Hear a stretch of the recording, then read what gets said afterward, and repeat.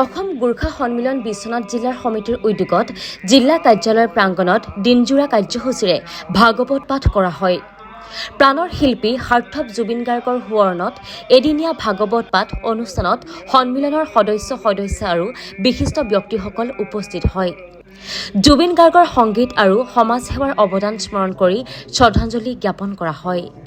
অসম গোৰ্খা সন্মিলন বিশ্বনাথ জিলাৰ সমিতিৰ উদ্যোগত জিলা কাৰ্যালয়ৰ প্ৰাংগণত দিনজোৰা কাৰ্যসূচীৰে ভাগৱত পাঠ কৰা হয়। প্ৰাণৰ শিল্পী সাৰ্থক জুবিন গাৰ্গৰ সোঁৱৰণত এদিনীয়া ভাগৱত পাঠ অনুষ্ঠানত সন্মিলনৰ সদস্য আৰু বিশিষ্ট ব্যক্তিসকল উপস্থিত হয়। জুবিন গাৰ্গৰ সংগীত আৰু সমাজ সেৱাৰ অৱদান স্মৰণ কৰি শ্ৰদ্ধাঞ্জলি জ্ঞাপন কৰা হয়।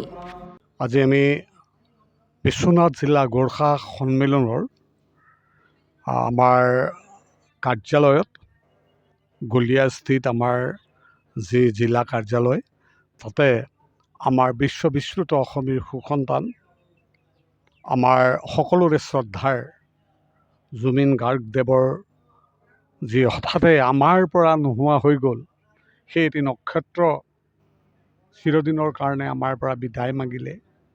সেই উদ্দেশ্যে আজি আমি গোটেই অসম তথা ভাৰতবাসী আমি মৰ্মাহত হৈছোঁ। তাতে আজি আমি ইয়াত সেই বিদেহী আত্মাৰ সদ্গতিৰ হকে ভাগৱত পাঠ, বিষ্ণু সহস্ৰনাম পাঠ আৰু গীতা পাঠৰ এটি অনুষ্ঠান আমাৰ জিলা অসম গোৰ্খা সন্মিলনে আয়োজন কৰিছিল। আমি ভাবোঁ আমাৰ সনাতন সংস্কৃতিত ভাগৱত পাঠ, গীতা পাঠ ইত্যাদি কৰিলে বিদেহী আত্মাৰ শান্তি হয়, সদ্গতি প্ৰাপ্ত কৰে। সেয়ে আমাৰ যি অপূৰণীয় ক্ষতি হ'ল সেয়া অহা 100 বছৰতো পূৰ হ'বৰ কাৰণে আমি ভাবোঁ কাহানিও নহ'ব। সেয়ে এনে এজন বিৰল প্ৰতিভাৰ গৰাকী, এজন মহান শিল্পী, এজন স্ৰষ্টা দ্ৰষ্টা, এজন সমাজৰ নায়ক আমি হেৰুৱাব লগা হ'ল। আমি মৰ্মাহত হৈছোঁ। গোটেই জাতি জনগোষ্ঠীকে লৈ তেখেতে প্ৰায় 40টা ভাষাত 38,000তকৈ বেছি গীত নিজে গাইছিল। তেখেত একেধাৰে চিনেমাৰ পৰিচালক, তেখেত চিত্ৰনাট্য নিজেই কৰিছিল, তেখেতে নিজে অভিনেতা, তেখেত সুৰকাৰ, গীতিকাৰ, গায়ক। এনে মহান বিভূতিৰ বিয়োগত আমি সঁচাকৈ মৰ্মাহত হৈছোঁ। সেয়ে আমি ভাবোঁ পৰম পিতা পৰমেশ্বৰক আমি এটাই কথা ক'ব বিচাৰিছোঁ, হে প্ৰভু তেখেতক শান্তি দিয়া, তেখেত য'তেই আছে শান্তিৰে থাকক আৰু আমাৰ গোটেই অসমৰ জনগণক আশীৰ্বাদ প্ৰদান কৰক আৰু অহা দিনত এই অসমতে পুনৰ জন্ম লৈ আমাৰ জাতিটোৰ হকে, ৰাষ্ট্ৰৰ হকে, সমাজ সংস্কৃতিৰ হকে, সংগীতৰ হকে কাম কৰি যাওক। এই কামনাৰে মই ক'বলগীয়াখিনি সামৰিছোঁ। সৰ্বে ভৱন্তু সুখিনঃ, সৰ্বে সন্তু নিৰাময়া, সৰ্বে ভদ্ৰাণি পশ্যন্তু মা কশ্চিৎ দুঃখ ভাগ ভৱেৎ। ওম শান্তি শান্তি শান্তি।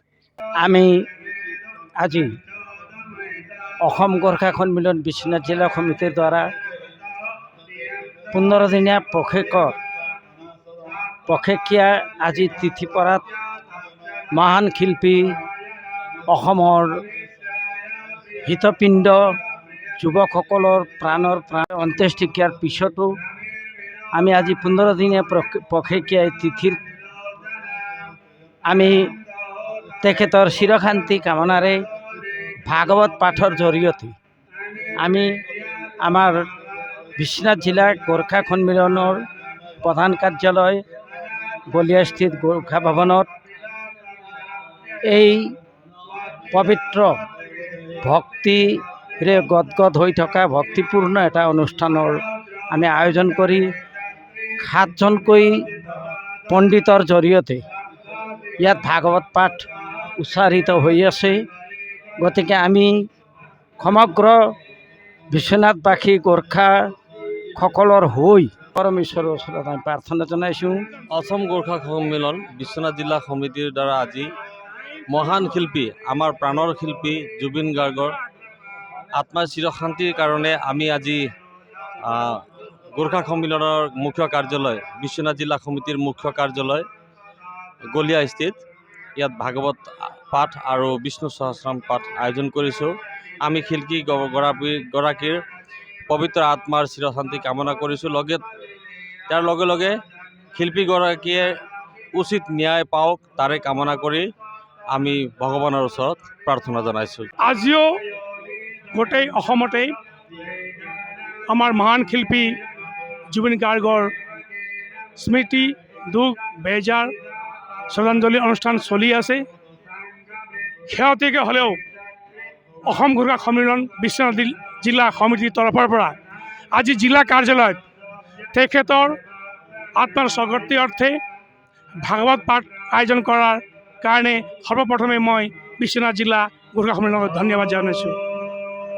আজি শাৰীৰিক ৰূপত আমাৰ মাজত জুবিন গাৰ্গ নাই যদিও তেখেতৰ শিল্পীসুলভ মনোভাৱ, তেখেতৰ ব্যক্তিত্ব, উদাৰ মনোভাৱ, স্পষ্টবাদিতা আৰু সকলো জনগোষ্ঠী সকলো ধৰ্মাৱলম্বী মানুহৰ মাজত মানৱ প্ৰেম তেখেতৰ যিটো মূল ধৰ্ম আছিল, সেইখিনি যদি আমি অনাগত দিনসমূহত নতুন প্ৰজন্মক যদি তেওঁৰ আদৰ্শৰ অন্তৰ্ভুক্ত কৰিব পাৰোঁ, তেতিয়াই তেখেতৰ শ্ৰদ্ধাঞ্জলি কৰাটো সমীচীন হ'ব বুলি মই ভাবোঁ। আৰু পুনৰ তেখেতলৈ গভীৰ শ্ৰদ্ধাঞ্জলি নিবেদন কৰিছোঁ। আমি আমাৰ মাজৰ পৰা হেৰাই যোৱা জুবিন গাৰ্গ, আমাৰ অসমৰ সন্তান এজন শিল্পীক আমি হেৰাব লগা হৈছে। তাৰ কাৰণে আজি আমাৰ অসম গোৰ্খা সন্মিলন বিশ্বনাথ জিলাই আমাৰ জিলা কাৰ্যালয়ত ভাগৱত পাঠ আৰু শ্ৰদ্ধাঞ্জলি অনুষ্ঠান আয়োজন কৰা হৈছে। আমাৰ গোৰ্খাসকলৰ যিটো দুৰ্গা পূজাত বিজয় দশমীৰ পৰা পূৰ্ণিমালৈকে এটা টিকাৰ পৰ্ব থাকে, সেইটোও যাতে আমি উলয় মালহে পালন নকৰি আমি আজি জুবিন গাৰ্গৰ দুখত আমি এই ভাগৱত পাঠ আৰু শ্ৰদ্ধাঞ্জলি অনুষ্ঠান আৰম্ভ কৰিছোঁ। গতিকে আমি তেখেতক কেতিয়াও পাহৰিব নোৱাৰোঁ, তেখেতক অন্তৰত ৰাখিছোঁ। তেখেতে সদায় অমৰ হওক, আমাৰ এইটোৱে ভাৱনাৰে তেখেতৰ আত্মাই শান্তি পাওক বুলি এই ভাগৱত পাঠ আৰম্ভ কৰা হৈছে।